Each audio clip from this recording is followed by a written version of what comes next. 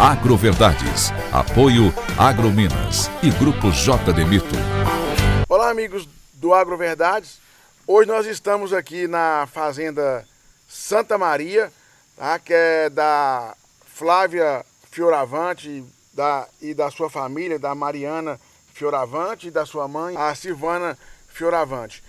E nós vamos dar continuidade aqui à série de programas, né, do Agroverdade Mulheres, onde nós vamos entrevistar hoje duas pecuaristas, que é a Flávia e a Maíra Marques Araújo, que também é proprietária da Fazenda Aviação, no município de Carmolândia, tá? E nós vamos bater um papo aqui bem descontraído com as duas, tá? Acerca de como que elas têm encarado e como que elas têm tocado a atividade pecuária. Eu vou começar aqui pela Flávia. A opção de vocês continuar com a fazenda e continuar na atividade que veio do seu pai, por que você teve essa iniciativa que você poderia vender a fazenda e aí desenvolver com o valor da fazenda qualquer atividade fora do meio pecuário? Com a perda dele, né? É até interessante isso. A gente sabe que a gente é herdeira, mas você não se vê sucessora. Mas meu pai, ele sempre passou um amor muito grande pelos negócios. E com a perda dele, em momento nenhum passou pela nossa cabeça desistir ou vender e participar e tocar outro tipo de negócio. A gente imediatamente, mesmo algumas pessoas perguntando se a gente venderia, mas a gente acreditou que a gente era capaz e assumimos. E as três, né, minha mãe, minha irmã Mariana e eu, e nós decidimos que sim, nós daríamos continuidade ao trabalho do meu pai, porque ele sempre mostrou muito amor pelo negócio, e esse amor foi transmitido para nós e a gente quis continuar e sabíamos que seríamos capazes de tocar. Flávia, e aqui é uma questão bem assim interessante, porque para os seguidores do canal, a Flávia é um caso especial de um núcleo ultra feminino. É ela, a mãe, a Mariana e a dona Silvana. Já a Maíra já é diferente, porque ela é sucessora, né, herdeira de uma propriedade, mas que tem, no caso, dois irmãos, né, que aí era só ela de mulher. E aí o que a gente espera é que, normalmente, o que a gente vê nessas propriedades é que quando tem dois irmãos, os irmãos acabam tomando conta dessa propriedade e assumindo, e a irmã vai cuidar de outras atividades. No caso da Maíra, a gente sabe que os irmãos é uma família muito unida e muito participativa entre todos, né, Maíra? Mas que você hoje assumiu, e a gente sabe que você dentro lá da família, você é uma das protagonistas, inclusive dentro dos três, você eu sei que eu conheço os irmãos da Maíra, eles brincam comigo, nós estamos indo lá de vez em quando pegar umas informações com a Maíra, nós estamos pegando muita coisa que hoje nós estamos copiando da Maíra. Como é que foi esse processo, Maíra, de você assumir a propriedade? Bom, eu acho que o começo é bem parecido com o que a Flávia comentou aqui. Acho que meu pai vem desde o meu avô, na verdade, lá, esse amor pelo campo, pelas propriedades, que quando aconteceu, acho que também nunca passou pela cabeça da gente vender e fazer outra coisa. Acho que o começo foi muito... Eu era muito nova, meu irmão tem um mais novo ainda, era mais novo ainda, então a gente começou tocando todo mundo junto, os três irmãos e minha mãe, até cada um ter uma noção melhor de como é que funcionava o negócio, o Marcos Vinícius ter se formado. Então acho que para cada um se sentir mais seguro para assumir a sua própria propriedade. Acho que a gente sempre teve muito claro que propriedade seria para cada um, que cada um tinha um gosto e dava certo ali entre a gente.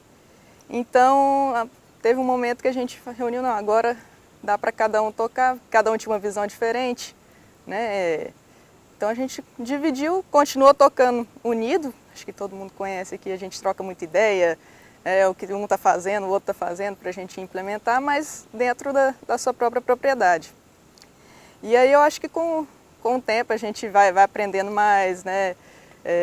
Eu acho que eu entrei muito nesse lado de gestão, até pela minha formação, que eu formei em administração, que é diferente dos meninos que estavam ali mais numa parte operacional, querendo ver mais essa parte. E aí, dentro desse contexto aí de gestão, acho que eu fui entendendo melhor o negócio, tendo números na mão, para poder, hoje, eles irem atrás lá, procurar um pouquinho de implantar a gestão também. Eu vou fazer uma pergunta aqui que serve para as duas, né? Que é essa questão do... Hoje, aqui até um recado aqui para os companheiros aí, para os homens, né? Mas aqui quando a gente está buscando uma fazenda organizada na região, a gente está quase começando a ter, quase sempre caindo numa fazenda que tem uma gestão mais feminina. Hoje, a mensagem que se vocês tivessem que passar uma mensagem para aquelas mulheres que têm a oportunidade de entrar para a atividade do agronegócio de uma maneira geral, tá? Ou que tivesse que administrar uma propriedade num sistema de sucessão, qual o passo que vocês sugeririam, o primeiro passo para essas pessoas tomarem pé dessa propriedade e tomando mais as rédeas? Eu gosto muito desse tema de falar sobre sucessão, porque a nossa sucessão ela não foi planejada. Então eu sempre procuro falar para as pessoas para procurarem essa sucessão. O ideal é que ela comece desde os filhos bem pequenos, né?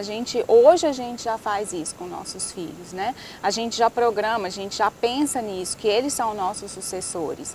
E isso está muito em moda hoje, a discussão sobre sucessão, justamente porque isso vai trazer benefícios, né? A gente não acredita que um dia que vai acontecer na família da gente, que vai ter uma perda ou que vai ter uma separação, né? A gente não acredita nisso. Então a gente deveria pensar, ser mais racional, né? E se preparar para uma sucessão. E hoje, felizmente, com essas mulheres no papel de gestoras, tocando propriedades, é um exemplo, né, para ser seguido para outras mulheres, que é possível. Há alguns anos atrás a gente não via essa possibilidade. Existiam mulheres trabalhando, tocando propriedades, mas não era tão mostrado como hoje.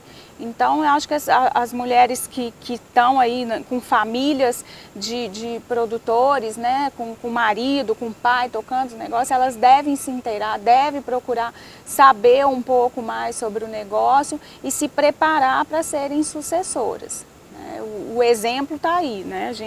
É possível, a gente é capaz, a gente tem se dedicado a isso e a gente consegue. Então, eu sempre falo que essas mulheres deveriam procurar, não só mulheres, né, mas a família como um todo, pensar nesse processo sucessório. É muito importante que ele seja bem planejado. Maíra, dentro desse tema, assim, você falou da gestão, né, de ter os números na mão e de conhecer. Para você, esse conhecimento, essa capacidade de fazer análise de números, de dados, qual o peso disso em termos, assim, qual o peso disso no sucesso que é hoje o seu trabalho lá? É essencial, né? Eu acho que a hora que eu assumi, a primeira coisa que eu fiz foi isso, foi controladoria, começar a analisar, porque a partir do momento que a gente tem esses números na mão é que a gente pode pensar em alguma mudança, mudar alguma coisa, né, na propriedade. Então acho que me dá muita segurança ter esses números para me poder tomar uma decisão, porque eu sei que está embasado, eu sei que está no caminho certo. Então acho que a primeira coisa, quando eu assumi que eu levava um susto assim, das contas altas, a gente não está dentro desse mundo ainda, apesar de conviver na fazenda, a gente não estava dentro da gestão.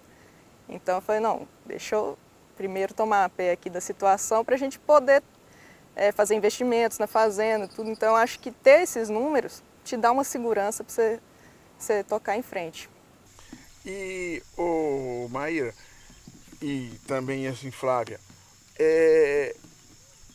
antigamente, né, quando a pessoa passava numa fazenda, né, tava tudo quebrado, caindo, a pessoa falava assim, que não é o caso de vocês duas, mas falava assim, isso aqui é uma fazenda, deve ser fazenda de viúva, ou seja, de uma mulher que não tinha, uma fazenda que não tinha mais uma presença masculina. No dia a dia, como que as pessoas têm observado e o que as pessoas têm comentado do trabalho de vocês? O que as pessoas falam quando... Aí a gente vê a dificuldade que as mulheres ainda enfrentam, né? A gente tem que tentar quebrar essas barreiras, mas muita gente vai... Sabe que eu não acreditava? Nossa, mas vocês estão melhor que seu pai, hein? Tem uma, sabe, assim, tipo assim, ninguém acreditava, né? As pessoas chegam para você, assim, e se impressionam com aquilo, né? Ninguém chega...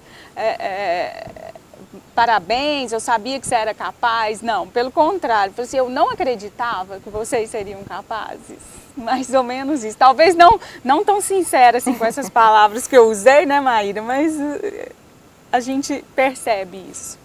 Então, na verdade, né, assim, falando, né, pra gente a gente nota que é um paradigma aí que foi quebrado, né? E a responsabilidade, né, que as mulheres têm, assim, uma coisa, Maíra e Flávia, é que uma coisa que me preocupa muito é quando eu vejo, às vezes, você chega num núcleo lá, o pai tem 2 filhas mulheres, ele já imagina, assim, tipo assim, o que essas filhas vão fazer, já pensa numa outra profissão, que já pensa que ele vai vender aquilo ali depois que ele morrer, e hoje a gente vê que é um equívoco, porque às vezes até, eu não sei se eu posso estar equivocado, mas a gente nota até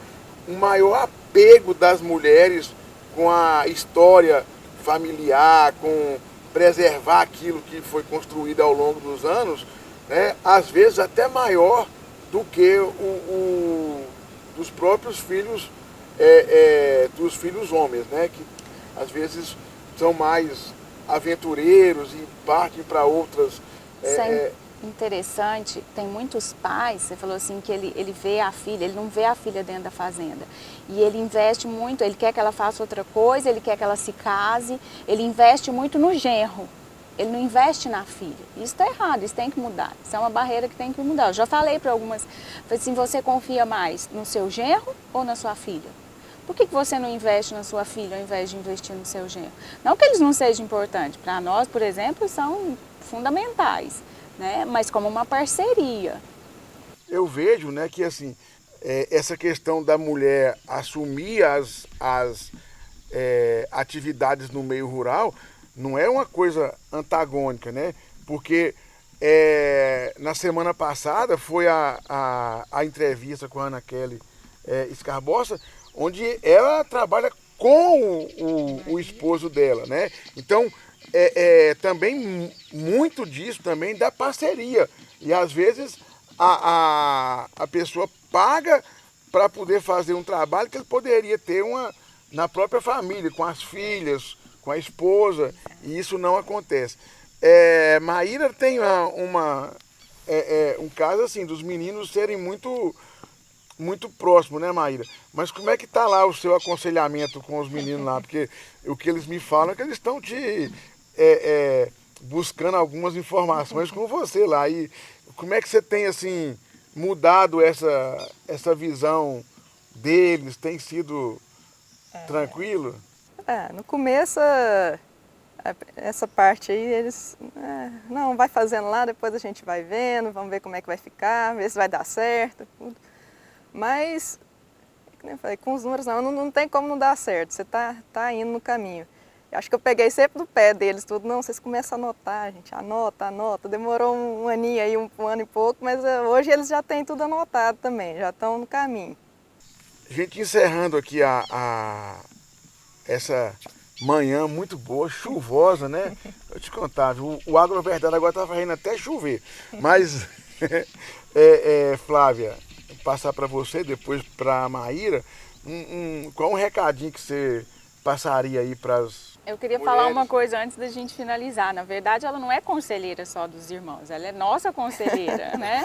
A gente tem um grupo que discute sobre gestão, que a gente se encontra mensalmente. A Maíra é nossa professora lá, conselheira, a gente discute planilhas, discute números, como que a gente pode aplicar o que ela já está desenvolvendo, é fantástico. Já que nós estamos na sessão confissão, né? Eu sou professor lá da universidade, teoricamente, né, deveria ter um controle muito grande, né? Lá na chácara, nós estamos usando as planilhas Aqui também. da Maíra. Eu confesso que nós não estamos no nível da Maíra, assim, ainda, de organização, mas vamos chegar lá, não vamos chegar lá, né? É isso aí. Mas o recado? O recado para as mulheres que se sintam capazes, né, que tomem consciência do seu poder. Todo mundo fala do empoderamento feminino, né, mas nós temos que tomar consciência que a gente é capaz, que são muitos desafios. A mulher ela é tida como multitarefas, tem o desafio dos filhos, da casa, de cuidar da família, do marido, mas que a gente consegue. A mulher, normalmente, ela é mais dedicada. Outro dia eu vi alguém comentando alguma coisa que parece que no agro a mulher tem uma paixão maior pelo agro, né? Ela se envolve, como você falou, ela se envolve mais, ela se dedica mais.